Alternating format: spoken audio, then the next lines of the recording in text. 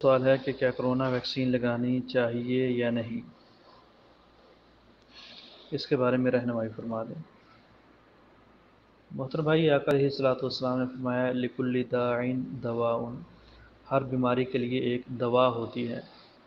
دوا تیار کرنے والے کون ہیں؟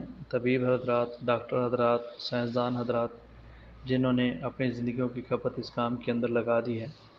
وہی اس مرض کی تشخیص کرتے ہیں اور پھر اس مرض کے لیے دوائی تیار کرتے ہیں۔ تو بہرحال بیماری کا علاج کروانا یہ شریعت سے ثابت ہے۔ آقا علیہ الصلوۃ والسلام نے بھی سینگی لگوائی ہے۔ آقا علیہ الصلوۃ والسلام بھی اپنی مرضوں کا علاج بالدعا کیا کرتے تھے۔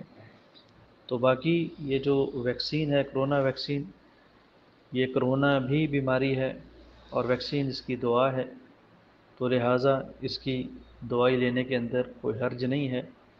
جمہور علماء کرام اس وقت اپنے اپنے ملکوں کے اندر اس کی دوائی لے چکے ہیں، تو ابھی شرعاً ایسی دوائی لینے کے اندر کوئی قباحت تو نہیں ہے، کوئی مذائقہ تو نہیں ہے، لیکن جو دنیاوی اہل علم ہیں وہ اس کے اندر جو طرح طرح کی باتیں کرتے ہیں، اس کے بارے میں اللہ پہ توکل ہی کیا جا سکتا ہے، ہمارے بس کے اندر نہیں ہے۔ اور بالخصوص پردیس میں رہنے والے جو حضرات ہیں، ان کے لیے اس ویکسین کا لینا سفر کرنے کے لیے یا جو ہے وہ اپنے اپنے ملکوں میں ان کے قانون کے مطابق یہ ضروری ہے۔